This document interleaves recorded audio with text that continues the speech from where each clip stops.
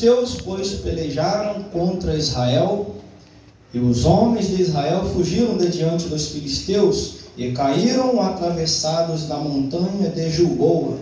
E os filisteus apertaram contra Saul, e os filhos e os filisteus mataram a Jonatas, e a Abinadab e a Malquissua, filhos de Saul. E a peleja se agravou contra Saul, e os flecheiros o alcançaram, e temeu por causa dos flecheiros. Então disse Saul ao seu pajem de armas: arranca a tua espada e atravessa-me com ela, para que porventura não venha estes incircuncisos e me atravessem e escarneçam de mim. Porém o seu pajem de armas não quis, porque temia muito. Então Saul tomou a espada e se lançou sobre ela. Vendo, pois, o seu pajem de armas que Saul já era morto, também ele se lançou sobre a sua espada e morreu com ele. Assim faleceu Saul e seus 3 filhos, e o seu pajem de armas. E também todos os homens morreram juntamente naquele dia. E vendo os homens de Israel que estavam desta banda do vale e desde a banda do Jordão, que os homens de Israel fugiram e que Saul e seus filhos estavam mortos, desampararam as cidades e fugiram. E vieram os filisteus e habitaram nelas. Sucedeu, pois, que vindo os filisteus ao outro dia a despojar os mortos, acharam Saul e seus 3 filhos estirados na montanha de Gilboa, e cortaram-lhe a cabeça e o despojaram das suas armas, e enviaram pela terra dos filisteus em redor a anunciá-lo no templo dos seus ídolos, e entre o povo. Depuseram as suas armas no templo de Astarote, e o seu corpo o fixaram no muro de Bet-seá. Ouvindo então isso os moradores de Jabes de Gileade, o que os filisteus fizeram a Saul, todo homem valoroso se levantou e caminharam toda a noite e tiraram o corpo de Saul e o corpo de seus filhos do muro de Bet-seá. E vindo a Jabes os queimaram, e tomaram os seus ossos e os sepultaram debaixo de um arvoredo em Jabes, e jejuaram 7 dias. Até aqui. Amém. Os irmãos podem se assentar. Toda história, ela tem um começo, ela tem um meio e ela tem um fim. Eu vou falar de alguns pontos da vida de Saul, pois o que lemos hoje é o fim trágico, infelizmente, da vida de Saul. Saul, filho de Quis, da tribo de Benjamim, primeiro rei em Israel, ainda quando Israel era um reino unificado. Logo no início do reinado de Saul, estava Saul prestes a guerrear contra os filisteus, pois naquela época eles sempre estavam em guerra, os filisteus, o povo de Israel. E de repente o profeta Samuel diz para que Saul esperasse ele em Gilgal, até que ele chegasse ali no prazo de 7 dias, para que ele fosse sacrificar. E de repente passa um dia, passa 2 dias, Saul ele espera o profeta, passa 3 dias, passa 4 dias, 5 dias, até que inteira 7 dias, e os inimigos estão se aproximando. Saul no seu arraial e os filisteus estão se aproximando daquele lugar. E quando inteira 7 dias, Saul, ele começa a ficar angustiado, ele começa a ficar com a preocupação, porque os inimigos já estavam perto, os filisteus já estavam perto. Então ele toma uma decisão, ele vai lá e pega e manda que trouxesse um animal para que ele sacrificasse, ele mesmo sacrificasse, sem esperar o profeta chegar. Aqui tem algo importante para nós.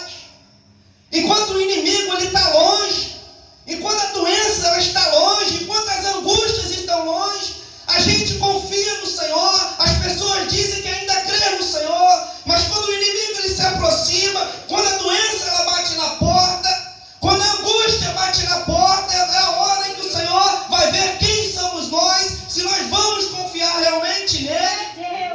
Aleluia. E Saul também, além disso tudo, ele estava também confiando apenas no ritual, porque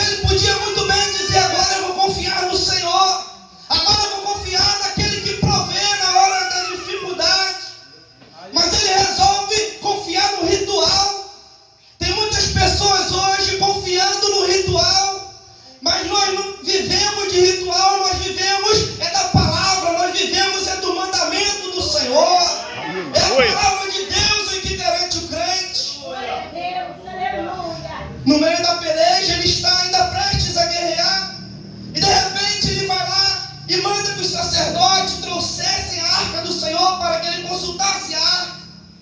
Só que o Senhor ele vai lá e envia um tremor no arraial dos filisteus. E Saul ele vê aquilo de longe. E quando ele olha, ele vê os filisteus apavorados e começaram a bater em retirada. E ele fala para o sacerdote: não precisa mais da arca, deixa a arca aí, agora vamos lá seguir os nossos inimigos. Aqui tem algo importante para nós. Quando nós estamos em vantagem, será que ainda nós buscamos o Senhor?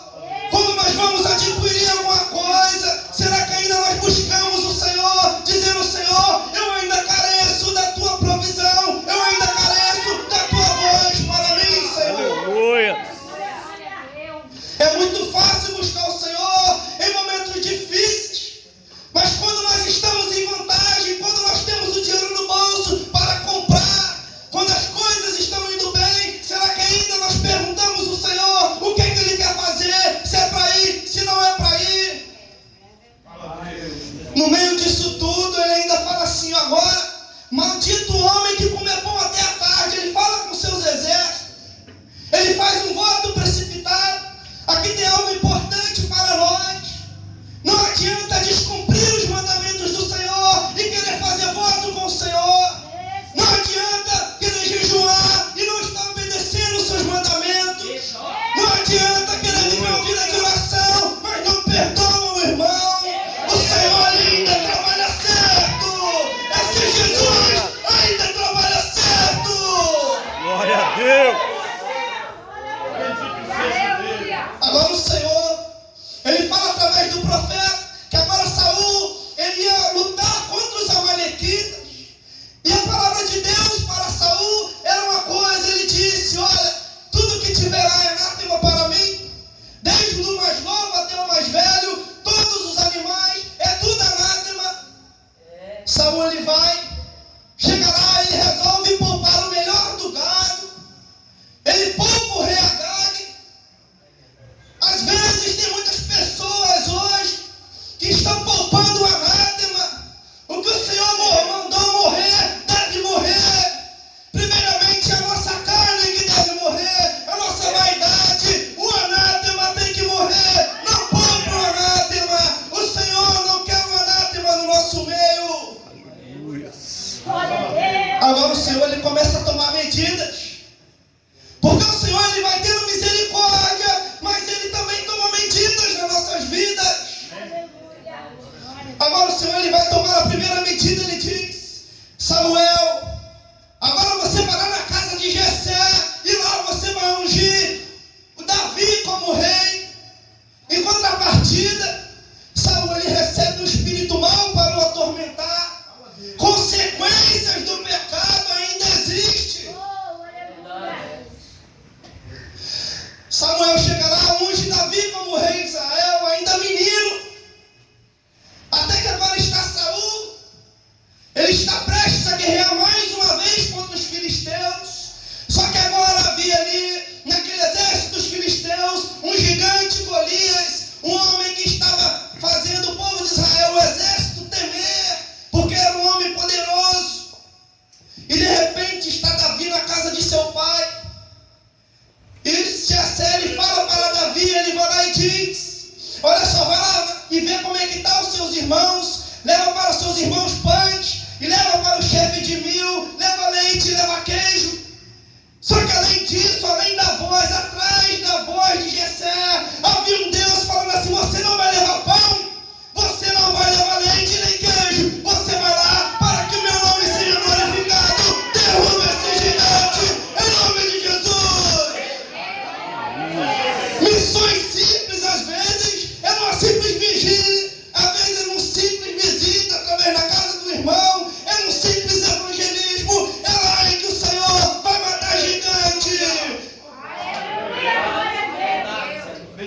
Às vezes não queremos fazer, às vezes o pai pede uma coisa para o jovem, até um favor, vai lá na padaria, vai no mercado, de repente é aquele dia em que alguém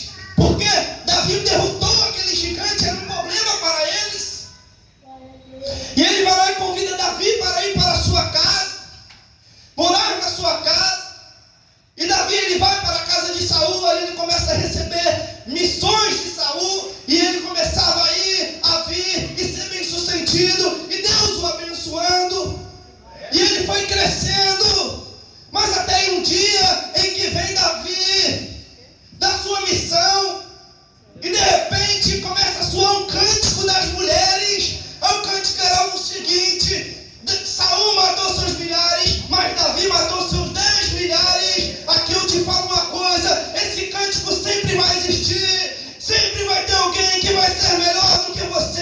Aprenda a conviver com o cântico, mas que o nome do Senhor seja glorificado.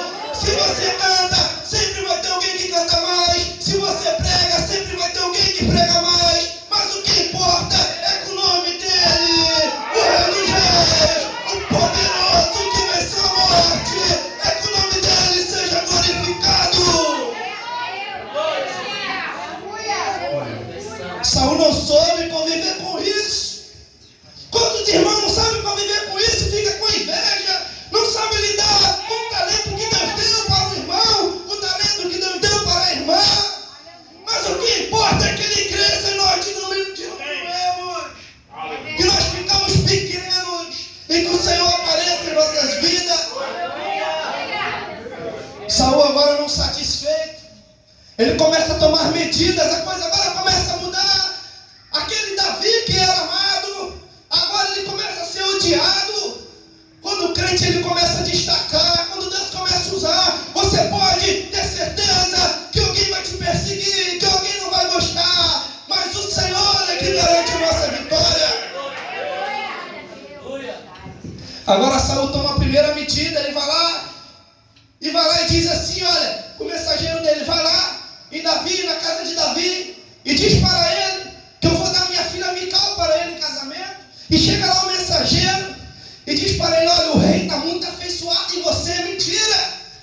E vai lá e fala assim, agora ele quer dar sua filha em casamento, só que ele quer sem prepúcio de filisteus. Davi ouve aquela palavra, ele vai lá no arraial dos filisteus e traz 200. Quantas vezes as pessoas querem te colocar em lugar que é para você morrer? Quantas vezes aquela missão em que te foi dada, a pessoa olha assim, ele não vai aguentar, eu vou mandar ele para aquele campo, ele vai desistir. Mas o servo do Senhor, ele volta com a bandeira da vitória. O servo do Senhor ainda confia que aquele que provê a vitória é o Senhor dos exércitos. E agora Davi ele se casa com Mical e Saul fica furioso. Agora está Davi na casa de Saul, ele vai lá, um dia pega sua lança e tenta encravar Davi na parede. Porém Davi ele se desvia e foge para a sua casa, volta para Mical. Chegando ali, Saul ainda ele vai lá e manda seus mensageiros até a casa de Davi para o matar ali.